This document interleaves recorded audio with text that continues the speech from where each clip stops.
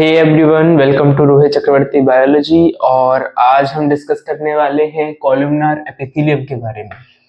So today we will discuss about columnar epithelium.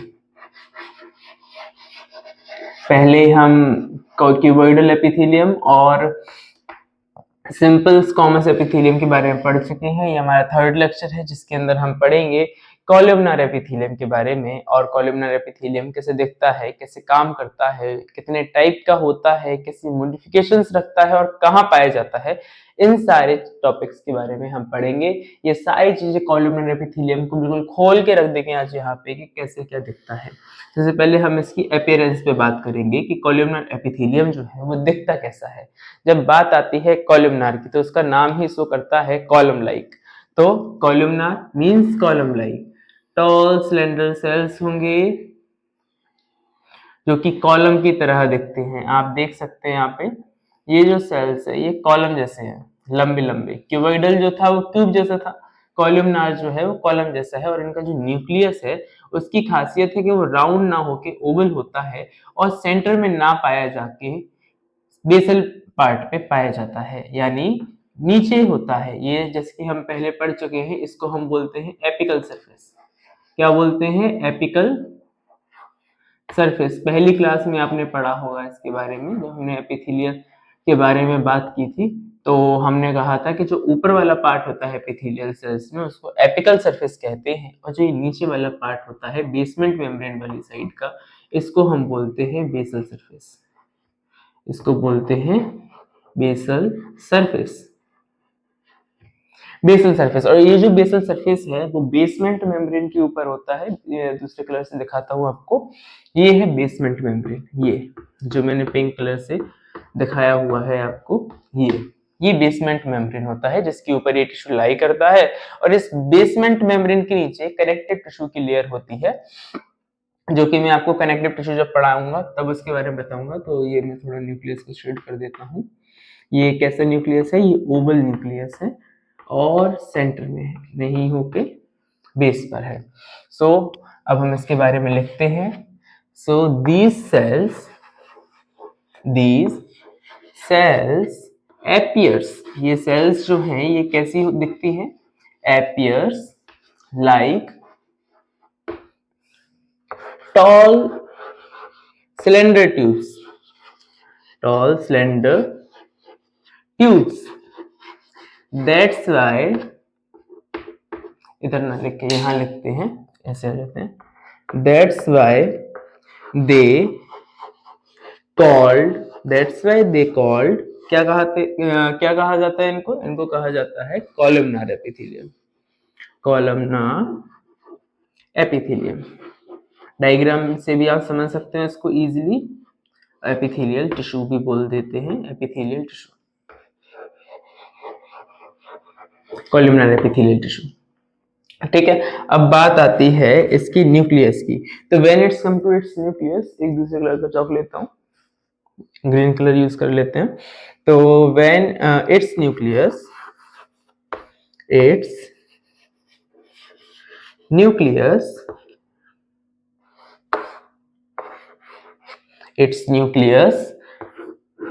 looks, or its nucleus is oval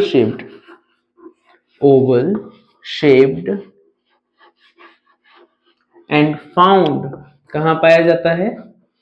ये पाया जाता है basal surface पे, and found at the basal surface of the cell, basal surface of the cell। ये basal surface पे पाया जाता है। कैसा होता है? ओवल होता है, बेसल सरफेस पे पाया जाता है। ये जो लॉन्ग टॉल सिलेंडर सेल्स होती हैं ये कॉलमनार एपिथेलियम को दिखाती हैं और बेसमेंट मेम्ब्रेन के ऊपर लाई करती हैं। ये जो बेसमेंट मेम्ब्रेन होती है ये एपिथेलियल जो टिश्यू है वो, और उसके नीचे जो कनेक्टेड टिश्यू है, ये दोनों के बीच में जो ये बेसमेंट मेम्ब्रेन आती है, ये जैसे एपिथेलियल टिश्यू की लास्ट है, बेसल सरफेस हो जाती है, इसके नीचे हमने कनेक्टेड टिश्यू की लेयर लगाई, तो ये दोनों मिलकर सीक्रेशंस करते हैं। और ये सीक्रेशंस बने होते हैं बेसमेंट मेम्ब्रेन के म्यूकोपॉलीसैकेराइड के और ग्लाइकोप्रोटीन्स के। तो ये याद रखना आप, मैंने पहले लेक्चर में बताया हुआ है इसके बारे में, तो जस्ट आपको रिकॉग्नाइज और रिमेम्बर कराया इसके बारे में। और इसमें जो मॉडिफिकेशंस होती है, अब इसकी मॉडिफिकेशंस के बारे में लिख देते हैं। मॉडिफिकेशन कैसी, जैसे कि कॉलमनार में मॉडिफिकेशंस हो सकती हैं दो टाइप की, ऐसे ही क्यूबॉइडल में पढ़ा चुका हूं आपको। क्यूबॉइडल में पढ़ाया हुआ है ना, ब्रश बॉर्डर्ड और सीलिएटेड। इससे जो पहला लेक्चर था सेकंड वाला, उसमें मैंने एक्सप्लेन किया हुआ है, आप जाके उसको विजिट कर सकते हैं मेरे चैनल पे। तो मॉडिफिकेशंस जो हैं इसमें वो दो टाइप की होती हैं। एक तो ब्रश बॉर्डर्ड हो जाएगी, ब्रश बॉर्डर्ड आप जानते ही होंगे। माइक्रोबिलाई प्रेजेंट हो जाते हैं, माइक्रोबिलाई फिंगर लाइक प्रोजेक्शन अपीयर होने लगते हैं, तो वो ब्रश बॉर्डर हो जाता है। जब बात आती है सिलिएटेड की, तो सिलिएटेड कहाँ सिलिएटेड कैसा हो जाता है, उसके ऊपर सीलिया डेवलप हो जाते हैं उसके ऊपर, तो सिलिएटेड कॉलमनार एपिथेलियम हो जाएगा। अब इसके बाद हम चलते हैं नेक्स्ट स्लाइड पे। अब ये वाली जो स्लाइड है इसमें हम पढ़ेंगे सिंपल ब्रश बॉर्डर और सिलिएटेड जो कॉलमनार एपिथेलियम है वो कहाँ पाया जाता है और उसके फंक्शन क्या होते हैं। तो जब पहले हम सिंपल कॉलमनार एपिथेलियम पे आते हैं, सिंपल कॉलमनार और ब्रश बॉर्डर कॉलमनार, इन दोनों का जो काम है, फंक्शन है, वो मैं एक साथ लिखूंगा क्योंकि दोनों का फंक्शन सेम ही है। तो इसका जो फंक्शन है, फंक्शन वो है सीक्रेशन और absorption, secretion and absorption.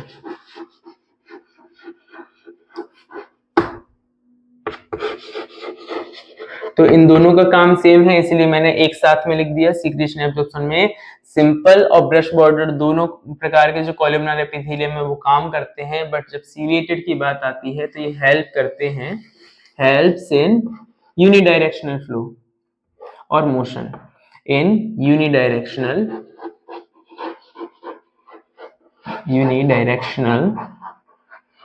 movement of substance, unidirectional movement of substance। जो सब्सटेंस होते हैं उनकी यूनिडायरेक्शनल मूवमेंट में हेल्प करते हैं सीलिएटेड कॉलमनार एपिथेलियम। अब इनकी जो अपीयरेंस है वो लिख देते हैं कि ये जो है वो दिखते कैसे हैं, दिखाई कैसे देते हैं, उसके ऊपर भी थोड़ी चर्चा की जाए। ये हमने बनाई सबसे पहले बेसमेंट मेम्ब्रेन इन तीनों की, और फिर दूसरी कलर की चौक लेकर इस पे ड्रॉ करते हैं। जो सिंपल है तो इनको तो सिंपल ही दिखेंगे, उनमें ना ही मॉडिफिकेशन होगी माइक्रोबिलाई जैसी और ना ही सीलिया पाए जाएंगे। बट जो माइक्रोबिलाई वाले हैं, ब्रश बॉर्डर हैं, उनमें फिंगर लाइक प्रोजेक्शंस दिखाई देंगी। ये है ना, ये फिंगर लाइक प्रोजेक्शन माइक्रोबिलाई प्रेजेंट होते हैं। खासियत क्या है, ओवल होगा बेस सरफेस पे, जो बेसल सरफेस है उस पे पाया जाएगा इनका न्यूक्लियस। ओवल और बेसल सरफेस पे न्यूक्लियस है, ओवल बेसल सरफेस पे न्यूक्लियस। ये मैं शेड कर रहा हूँ इसको, ऐसा नहीं न्यूक्लियस में दो धारी होती है। ये जो दो लकीरें या दो ये लाइंस में बना रहा हूँ ना, ये जस्ट इसको कलर दिखाने के लिए है। फिर यहाँ पे आ जाते हैं, लॉन्ग स्लेंडर हैं और इनके ऊपर हम मॉडिफिकेशन इतना ही रहने देते हैं, इसको इरेज करते हैं, रफ कर देते हैं। ये आ जाते हैं सीलिया। ये सीलिया हेयर लाइक प्रोजेक्शंस होते हैं जो यूनिडायरेक्शनल मोशन में हेल्प करते हैं, एक ही डायरेक्शन में मोशन कराते हैं। और ये इनका न्यूक्लियस हो जाएगा ओवल और बेसल सरफेस पे, ठीक है। नीचे बेसमेंट मेम्ब्रेन है। इनकी जो एग्जाम्पल है, इसका एग्जाम्पल हो जाएगा सिंपल जो सिंपल कॉलमनार एपिथेलियम जो है, इसका एग्जांपल हो जाएगा जीआई ट्रैक्ट। ये जीआई ट्रैक्ट यानी गैस्ट्रो इंटेस्टाइनल ट्रैक्ट में पाए जाते हैं। और जब बात आती है ब्रश बॉर्डर्ड की, तो इनके एग्जांपल हो जाते हैं गॉबलेट सेल्स। जो एलिमेंट्री कैनाल की गॉबलेट सेल्स होती हैं वो इन्हीं के बीच में पाए जाते हैं, goblet cells of alimentary canal, alimentary canal, ठीक है। तो ये इसका एग्जांपल हो जाएगा। और जब बात आती है सीलिएटेड की, तो ये यूनिडायरेक्शनल मोशन कराते हैं, तो इनका एग्जांपल हो जाएगा फेलोपियन ट्यूब। जो फीमेल होती है फेलोपियन ट्यूब, ये इसका एग्जाम्पल हो जाएगा। और इसका एक और एग्जाम्पल है, जैसे कि मैंने क्यूबोइडल सिलिएटेड एपिथेलियम जो थी उसमें बताया था ना आपको स्मॉल ब्रोंक्यूल, तो इसमें कौन से आ जाएंगे, लार्ज ब्रोंक्यूल। क्यों? क्योंकि ये जो सेल्स हैं वो लंबी हैं कॉलमनार से, क्यूबोइडल से, इसलिए ये किसमें पाई जाएंगी, लार्ज ब्रोंक्यूल में, ब्रोंकी ओल ऐसे लिख देते हैं। तो ये आपको समझ में आ गया होगा कि जो कॉलमनर एपिथेलियम थी, एक तो सिंपल होती है, एक होती है ब्रश बॉर्डर्ड और एक होती है सिलिएटेड। जब बात आती है सिंपल की, तो सिंपल और ब्रश बॉर्डर्ड का फंक्शन तो सेम ही होता है, सिक्रीशन और एब्जॉर्प्शन करना, पर सिलिएटेड में ये थोड़ा डिफरेंट हो जाता है। सिलिएटेड में ये हेल्प करता है यूनिडायरेक्शनल मोशन में किसी भी सब्सटेंस के, जैसे फेलोपियन ट्यूब में जब ओवा का मोशन होता है तो ये यूनिडायरेक्शनल होता है और इन्हीं सिलिएटेड कॉलमनर एपिथेलियम्स की हेल्प से होता है। जब बात आती है इसके एग्जाम्पल की, तो इसका एग्जाम्पल हो जाएगा जीआई ट्रैक्ट। जीआई में जी और आई का मतलब है गैस्ट्रो इंटेस्टाइनल ट्रैक्ट, जिसके बारे में आपको बाद में पढ़ाऊंगा।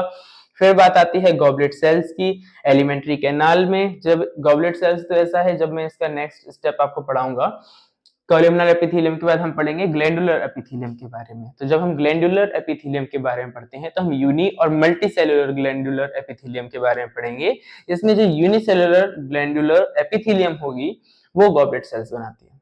तो सीधी सिंपल सी बात है कि जब हम आगे इसके नेक्स्ट स्लाइड में जब हम पढ़ेंगे या नेक्स्ट लेक्चर में जब आप पाओगे तो आपको मिलेगा ग्लैंडुलर एपिथेलियम के बारे में, उसमें हम गॉबलेट सेल्स के बारे में स्टडी करेंगे, तो इसके बारे में परेशान होने की जरूरत नहीं है। और जब बात आती है फेलोपियन ट्यूब की, तो फेलोपियन ट्यूब की बातें हम करेंगे ह्यूमन रिप्रोडक्शन में, और ब्रोंकियोल्स की बात करेंगे हम रेस्पिरेटरी सिस्टम जो हम पढ़ेंगे। अब ह्यूमन फिजियोलॉजी का फर्स्ट चैप्टर है रेस्पिरेशन, तो उसमें जब हम पढ़ेंगे ब्रीदिंग एंड रेस्पिरेशन तो उसमें हम इसके बारे में क्लियर कर लेंगे। इसी के बाद थैंक यू